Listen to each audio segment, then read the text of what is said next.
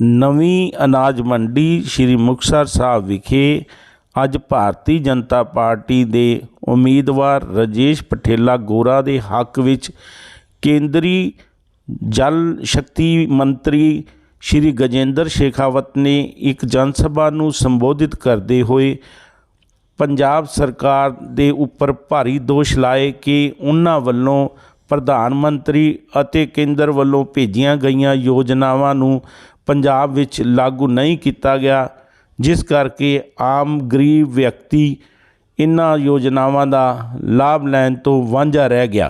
श्री शेखावत ने दोष लाउंदे होए अगे कहा कि पंजाब सरकार ने लोकां नूं नौकरियां उपलब्ध कराउण दी बजाय पंजाब दी जवानी दा नशे दे घान कीता है। 40 मुक्तों की शहादत की इस पवित्र धरती मुक्तसर को प्रणाम करता हूं और उन शहीदों का रक्त जिस धरती पर पड़ा है उस धरती की रज को मैं अपने सिर पर धारण करता हूं। मुक्तसर साहिब विधानसभा चुनाव के मौके पर आयोजित आज इस सभा में मंच पर उपस्थित मुक्तसर साहब से भारतीय जनता पार्टी के प्रत्याशी आदरणीय श्री राजेश पटेला जी, पंजाब लोक कांग्रेस और संयुक्त अकाली दल डिंडसा ग्रुप के सारे वरिष्ठ नेतागण और आज इस देवतुल्य सभा में इस अनाज मंडी में उपस्थित सारे श्री मुक्तसर साहब के वरिष्ठ जन, इस मंडी से जुड़े हुए सारे मंडी के मजदूर संघ के सारे नेतागण, पत्रकार मित्रों, मैं आप सबके चरणों में प्रणाम करता हूं, आप सबका अभिनंदन करता हूं। और मैं प्रणाम इसलिए करना चाहता हूं कि इस सर्दी की शाम में और जब मैं 3 घंटे 2 घंटे देरी से आप लोगों के बीच में उपस्थित हुआ हूं, फिर भी इतनी बड़ी संख्या में आप सब लोग यहाँ उपस्थित। मैं आज आप लोगों के सामने कोई बहुत लंबा भाषण नहीं करने वाला।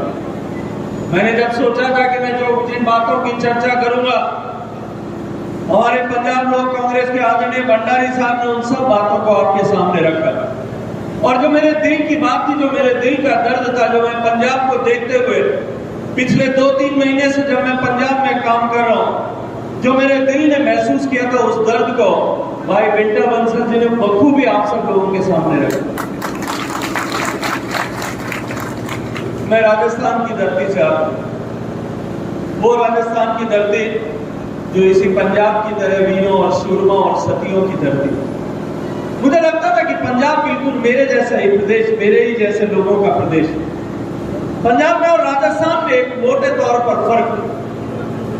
पंजाब 5 नदियों का प्रदेश, जहां भारी सिंचाई की व्यवस्था है, खेत तक पानी पहुंचता है। दुनिया में जहां सबसे ज्यादा इरिगेटेड लैंड अगर किसी एक क्षेत्र में है तो वो अपने पंजाब। और दूसरी तरफ मैं राजस्थान की धरती का निवासी, जहां पीने के लिए भी मेरी माताओं बहनों को मैंने अपने बचपन में देखा है, सिर पर मटका रख करके 5-5, 10-10 किलोमीटर दूर पैदल पानी लेने के लिए जाना पड़ता है। उस सूखे प्रदेश से मैं मैं बचपन में स्कूल में, कॉलेज में पढ़ता तो मैं देखता था कि पंजाब, और मैं सुनता था, जो किताबों में पढ़ता था, अपने साथ सहपाठी जो पंजाब की धरती के बेटे थे उनसे जब मिलता था, उनकी बात सुनता था, पंजाब खुशहाली का प्रदेश दिखाई देता। पंजाब एक ऐसा प्रदेश जो प्रदेश देश में अर्थव्यवस्था की दृष्टि से देखें तो जो पूरे देश में से 1 नंबर पर था। डेवलपमेंट के सारे इंडिकेटर्स, पैरामीटर्स पर जो प्रदेश 1 नंबर पर था, मेरे मन में कल्पना थी कि पंजाब तो आजकल शायद लंदन या स्विट्जरलैंड के जैसा हो गया होगा। लेकिन जब मैं पंजाब में आया तो मुझे लगा कि आजकल पंजाब में माफिया का राज है। कहीं गन माफिया काम कर रहा है, कहीं ड्रग माफिया काम कर रहा है, कहीं माइनिंग माफिया काम कर रहा है, कहीं रेता माफिया काम कर रहा है और कहीं शराब माफिया काम कर रहा है। इस पंजाब के वीरों और सपूतों की धरती को, देशभक्तों की इस धरती को ग्रहण लगाने का काम पिछले सालों में लोगों ने किया। मैं आज बहुत दर्द के साथ में ये बात आप सबके सामने कहना चाहता हूं कि पंजाब की इस धरती ने जिसने पूरे देश का पेट भरा, पंजाब के इस किसान ने जो अपने खून और पसीने की कमाई की ताकत से इस देश को धान दिया, इस देश को भुखमरी से बाहर किया, आज उस पंजाब का बेटा जो है अपने उन बूढ़े माँ बाप को छोड़कर के विदेश जाने को मजबूर है।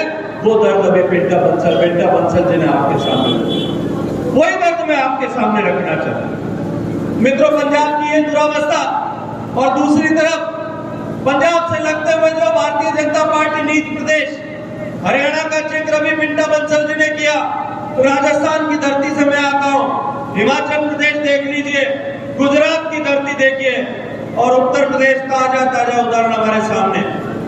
ये प्रदेश जिस तरह से विकास, तेज गति से विकास, तेज रफ्तार से विकास इन प्रदेशों में हुआ है, उसी के परिणाम स्वरूप लगातार सरकार दर सरकार भारतीय जनता पार्टी की बन रही है। और आज वहां की आम आवाम को यह भरोसा है कि 30 साल बाद बीत जाने के बाद में भी गुजरात में एक बार फिर भारतीय जनता पार्टी की सरकार बनाने के लिए लोग तैयार हैं। ये विश्वास लोगों ने सहज रूप से नहीं किया, ये विश्वास लोगों ने इस तरह से नहीं किया। मुझे याद है 90 के दशक में जब भारतीय जनता पार्टी ने पहली बार गुजरात में चुनाव लड़ा था, हम भारतीय जनता पार्टी केवल 9 सीटों की पार्टी होती थी, 9 विधायक। गुजरात की पूरी विधानसभा में 225 विधायकों में केवल 9 विधायक भारतीय जनता पार्टी के होते थे। बाकी भारतीय जनता पार्टी तीसरे नंबर की पार्टी। तीसरे नंबर की क्यों थी? क्योंकि कोई चौथे नंबर की पार्टी नहीं थी, 3 ही पार्टियां थी, इसलिए तीसरे नंबर पर थी। लेकिन आज गुजरात से निकलो, भारतीय जनता पार्टी दुनिया की सबसे बड़ी पॉलिटिकल पार्टी बनी और 90 से लेकर के आज तक 30 साल से लगातार भारतीय जनता पार्टी सरकार। मध्य प्रदेश में हम सरकार में आए, पिछले 18 साल से लगातार हम सरकार में मध्य प्रदेश में काम कर रहे हैं। बीच में 1-1.5 साल के लिए कुछ खटपट हुआ था, वापस खत्म हो। राजस्थान में 30 साल में से 15 साल सरकार में, हरियाणा में लगातार 8वीं साल सरकार में भारतीय जनता पार्टी की सत्ता जहां भी बने, जनता ने भरपूर आशीर्वाद किया, क्योंकि हमने सबके हित में, सबके कल्याण के लिए, सबको विश्वास में लेकर के, सबको साथ में लेकर के भारतीय जनता पार्टी ने कहा। भारतीय जनता पार्टी की सरकारें जहां कहीं भी बनी, सर्वस्पर्शी, सर्वहितकारी योजनाएं बनी। आज मैं उदाहरण आप सबके सामने देना चाहता हूं। माननीय नरेंद्र मोदी जी 2014 में प्रधानमंत्री बने।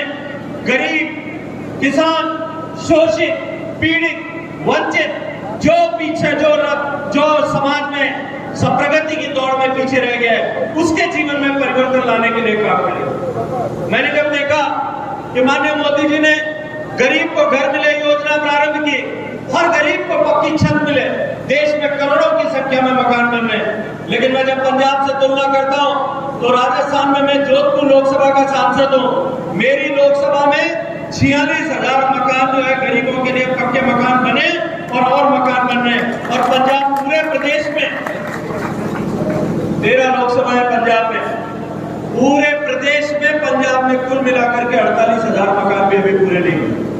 एक लोकसभा में जितने मकान बने उतने गरीबों को मकान यहाँ पंजाब में पूरे प्रदेश में नहीं दे पाए। इसका जिम्मेदार कौन है? ये यहाँ की जो सरकारें हैं, उनकी नीतियां इसका जिम्मेदार थी। जो भारत सरकार की नीतियां थी कि गरीब के घर में पानी पहुंचे, गरीब के घर में शौचालय पहुंचे, गरीब के घर में गैस का चूल्हा पहुंचे, गरीब को बैंक का खाता खुले, इन सब नीतियों का यहाँ ठीक से जो है इनको लागू नहीं कर पाए। और उसी के कारण से आज पंजाब पिछड़ते पिछड़ते इस मुकाम तक आ पहुंचे। मेरा बात कर रहा था, पिंटा बंसल जी कह रहे थे कि पंजाब में बेरोजगारी आई, पंजाब में उद्योग धंधे समाप्त हो गए। पंजाब में लोग इस मजबूत पंजाब को मजबूर बनाने के लिए हजार रुपए की रेवड़ियां बांटने की बात करते हैं। वो पंजाब जो देश का 1 नंबर का प्रदेश था, वो पंजाब जो देश का सबसे खुशहाल प्रदेश था, आज पंजाब और बंगाल देश में 2 ऐसे प्रांत हैं जहां निगेटिव ग्रोथ ऑफ इंडस्ट्री है, जहां का उद्योग धंधा यहां से निकल करके जा रहा है। 5 साल पहले उत्तर प्रदेश में माफिया का राज था, बंदूक के बल पर वहां सारी राजनीति चलती थी, थाने राजनीति के अखाड़े बने हुए थे। योगी जी की सरकार, भारतीय जनता पार्टी की सरकार बनी, सुशासन समाप्त हुआ, सुशासन स्थापित हुआ, माफिया राज समाप्त हुआ और विकास का काम प्रारंभ हुआ। आज पंजाब से निकल करके इंडस्ट्री जो है वो उत्तर प्रदेश में जाने को मजबूर है, उत्तर प्रदेश जाए।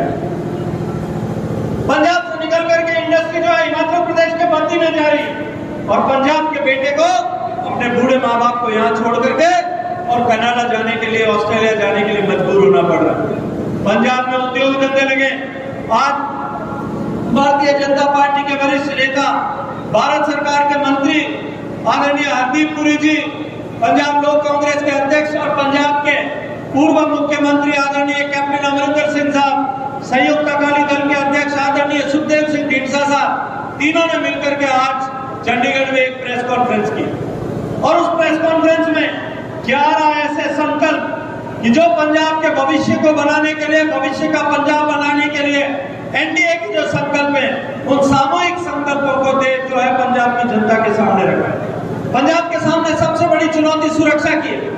जिस तरह से बेअदबी की घटनाएं हो रही है इस पवित्र श्री मुक्तसर साहब की धरती पर, जहां इन बेअदबी को रोकने के लिए 40 लोगों ने शहादत देकर के और धर्म की रक्षा की थी, उस धरती पर खड़ा होकर के मैं आज आपके सामने जिम्मेदारी के साथ में कह रहा हूं कि भारतीय जनता पार्टी और एनडीए की सरकार बनाई है, बेअदबी करने वालों का जो है हिसाब बराबर किया जाएगा और उनके लिए फास्ट ट्रैक कोर्ट बना करके उनको कड़ी से कड़ी सजा दिलाई जाएगी, चाहे वो किसी भी धर्म का हो, चाहे गुरुद्वारे में बेअदबी हो, गुरु के घर में बेअदबी हो, चाहे मंदिर में बेअदबी हो या किसी और धर्म के घर में बेअदबी हो, बेअदबी करने वालों को बख्शा नहीं जाएगा। ये भारतीय जनता पार्टी और एनडीए की पहला संकल्प है। पंजाब में सुरक्षा हो, पंजाब में माफिया राज समाप्त हो।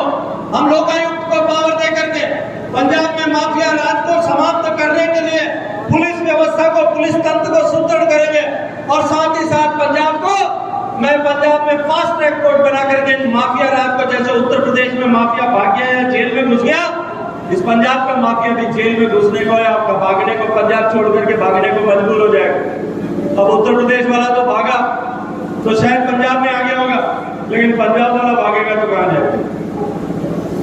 बॉर्डर पार करके उधर जाए तो बात लगे यहाँ कोई रहने वाला। पंजाब से इस माफिया राज को समाप्त करेंगे और माफिया राज समाप्त करने के बाद में इस पंजाब की धरती में असीम संभावना। पंजाब खेती से, पंजाब के लोगों ने खेती करके देश का पेट भरा है, लेकिन पंजाब के कारखाने, पंजाब की जमीन के पर जो जिस तरह के खेती पर आधारित कारखाने लगाए जा सकते हैं। मैं सुबह अबोहर में बात कर रहा था, किसानों से चर्चा की, मैंने पूछा कि आपका किन्नू क्या भाव बिक रहा है? वो बड़े दुख के साथ कह रहे थे कि अब की बार किन्नू का भाव थोड़ा कम है। मैंने उनको कहा कि यहाँ बड़ी एक एग्रो प्रोसेसिंग इंडस्ट्री लगनी चाहिए और मैंने उनको वादा किया है, आपको भी वादा करके जाता हूँ कि भारतीय जनता पार्टी और एनडीए की सरकार बनाई है, फूड प्रोसेसिंग की इंडस्ट्री यहाँ लगाएंगे ताकि पंजाब के धरती में पैदा होने वाले किसान की मेहनत कहीं भी बेकार न जा सके। मैं अभी बिंडा जी से बात कर रहा, बिंडा जी ने मुझे कहा कि आड़तियों की समस्या, मेरे राजेश पटेल जी ने भी कहा आड़तियों की समस्या। मुझे याद है जनवरी के महीने की 3 तारीख को मैं फजील आया, उस दिन मैं मुक्तसर साहब भी आया था आपको। जब मैं फजील गया था तो मुझे एक आड़तियों के एक बड़े नेता वहां मिलने के लिए आए। आकर के उन्होंने मुझे कहा कि हम आड़तियों की समस्या का समाधान कराओ, हमारा जो 2.5% कमीशन था उसको वापस रिस्टोर कराओ। मैंने उनको कहा कि मैं तो, उन्होंने एक वादा दिलाया था कि इस पर आप चर्चा प्रारंभ करो, निर्णय कराओ, हम भारतीय जनता पार्टी का समर्थन करेंगे, साथ में खड़े हो। मित्रों, एक भी दिन खराब किए मैंने उनकी मीटिंग जो है भारत सरकार के मंत्री आदरणीय पीयूष गोयल साहब के साथ में मीटिंग तय कर। वो विजय कालरा साहब मुझे ढूंढने के लिए नहीं आए, मैंने उनको ढूंढ करके वापस कहा कि कल आपकी मीटिंग है, अपने साथियों को ले जाकर के उनसे चर्चा करिए। पीयूष गोयल साहब से वो मिले, पीयूष गोयल साहब ने उनको वादा किया था 5 तारीख को प्रधानमंत्री आने वाले थे, उस दिन आपकी जो है इस समस्या का समाधान हो जाता, घोषणा हो जाती। लेकिन दुर्भाग्य से इस सरकार ने गुंडों के साथ में मिलकर के, पॉलिटिकल वर्कर्स और पुलिस ने गठजोड़ करके न केवल देश के प्रधानमंत्री को की जिंदगी को खतरे में डाला, बल्कि पंजाब की धरती पर विकास के लिए जो लाखों करोड़ रुपए की घोषणाएं होनी थी, आड़तियों की समस्या समाप्त करने के लिए, राइस मिलर्स की समस्या समाप्त करने के लिए, पंजाब के भविष्य के लिए, पंजाब के बच्चों के भविष्य के लिए जो नई योजनाएं प्रारंभ होनी थी, जो इंफ्रास्ट्रक्चर की योजनाएं प्रारंभ होनी थी, पंजाब के व्यापारियों और व्यवसायियों के लिए जो घोषणाएं होनी थी, उन सब घोषणाओं पर विराम लगाने का काम। मैं पूछना चाहता हूँ, भारत का प्रधानमंत्री भारत की धरती पर आता, पंजाब पर आता, जो धरती पंजाब, जो भारत का दिल है, उस दिल में आकर के पंजाब के लोगों की दिल की बात कहता और अपने दिल की बात पंजाबियों को सुनाता, उसको रोकने का काम इन्होंने क्यों किया? क्योंकि इनको डर था कि प्रधानमंत्री आएंगे, पंजाब के विकास के लिए बात करेंगे, इनको अपनी हकीकत दिखाएंगे, जो पिछले समय में इन्होंने काम नहीं किए उसके बारे में आप सबके सामने चर्चा करेंगे। जो धोखा पंजाब के लोगों के साथ में हुआ है, वो धोखा पंजाब के लोगों के सामने वो बेनकाब करेंगे। इस डर के मारे उन्होंने प्रधानमंत्री की जिंदगी को खतरे में डाल करके रास्ते में रोकने का पाप किया। मित्रों, मैं आप सबसे पूछना चाहता हूं कि आपके बच्चों का भविष्य क्या उस राजनीति से ज्यादा कम महत्वपूर्ण है? क्या वो राजनीति की कुर्सी ज्यादा महत्वपूर्ण थी कि पंजाब को सौगात देने आए हुए लोग? ऐसा पंजाब जो बाहर से आए हुए लोगों का सत्कार करने के लिए जाना जाता है, ऐसा पंजाब जो अतिथि सत्कार का परिचय पूरे देश में, उस पंजाब के देश के प्रधानमंत्री जिन्होंने देश के लोग, पंजाब के लोगों के लिए और देश का सम्मान बढ़ाने के लिए पूरा जीवन समर्पित करके काम किया है, उसके साथ में इस तरह का व्यवहार किया गया। वो प्रधानमंत्री नरेंद्र मोदी जिसने सिखों का सम्मान बढ़ाने के लिए जितने अवसर थे, वे 1984 के दंगों को सजा देने के लिए वे SIT गठित करके ऐसे बड़े बड़े नेताओं को जेल भेजने का काम किया। सज्जन कुमार जैसे लोग जिन्होंने हजारों सिखों का कत्ल करवाया था, जो सज्जन कुमार, यही कांग्रेस पार्टी ने सज्जन कुमार को टिकट देकर के लोकसभा में भेजने का काम किया था। ये नरेंद्र मोदी की सरकार है कि उसने उसको भेजकर जेल, जिंदगी भर के लिए जेल की सीखों में पीछे भेजने का काम किया। लंगर पर टैक्स लगता था, नरेंद्र मोदी जी ने समाप्त किया। ब्लैकलिस्ट को नरेंद्र मोदी जी ने समाप्त किया। करतारपुर का लांघा नरेंद्र मोदी जी ने तोड़ा। और अभी साहिबजादों के लिए, साहिबजादों के सम्मान में 26 तारीख का दिन जो है उनके लिए समर्पित करने का काम नरेंद्र मोदी जी। नरेंद्र मोदी जी का पंजाब और पंजाब की धरती और सिखों के लिए असीम प्यार है, लेकिन पंजाब के लोगों ने, पंजाब के लोगों के लिए भी, उनके मन में भी शायद नरेंद्र मोदी जी के लिए उतना ही प्यार होगा, लेकिन ये सरकार आपके और नरेंद्र मोदी जी के बीच में उन गुंडों को लेकर के पुलिस के सहयोग से खड़े होकर के उन्होंने रोकने का पाप किया। मित्रों, मैं आप सबको आज भरोसा दिलाना चाहता हूं कि आज ये समय है कि जब हम चुनाव में मतदान करने के लिए जाएं तो इन सब विषयों को ध्यान में रख करके जाएं कि कांग्रेस की सरकार ने जिस तरह का पाप किया उसकी सजा इसको मिलनी चाहिए कि नहीं मिलनी। मैं आपसे पूछना चाहता हूं, मिलनी चाहिए कि नहीं मिलनी चाहिए? इसकी सजा उनको मिलनी चाहिए कि नहीं मिलनी चाहिए? जो विधायक है 5 साल से आपके यहाँ पे काम कर रहे थे, क्या उन्होंने आपसे वादे जो किए थे वो पूरे किए कि नहीं किए? अगर उन्होंने नहीं किए तो आपको हिसाब बराबर करने का समय है कि नहीं है? मैं आपसे एक निवेदन और करना चाहता हूँ। मेरे देश में राजस्थान की भाषा में बोलता हूँ, जब बरसात का मौसम आए जमीन का दादर भरा है। जब बरसात का मौसम आता है तो मेंढक निकल करके बाहर आते हैं और टर्न करना शुरू करते हैं। इस चुनाव में के मौसम में दिल्ली से कुछ मेंढक अब की बार यहाँ आ गए। पिछली बार आए थे, थोड़ा टर्न किया था, लोगों ने, मेंढकों ने मिलकर के बहुत जोर जोर से टर्न किया। लोगों को लगा कि 90 सीट आने वाली है, 100 सीट आने वाली है, और आई कितनी? अब की बार की वैसी परिस्थिति है। आप लोगों के आशीर्वाद से मुझे दिल्ली में रहने का अवसर मिला। मैं दिल्ली में बहुत करीब से दिल्ली को जानता हूं। ये केजरीवाल जी दिल्ली की सरकार में आए थे, उससे पहले मैं दिल्ली में चला गया। ये केजरीवाल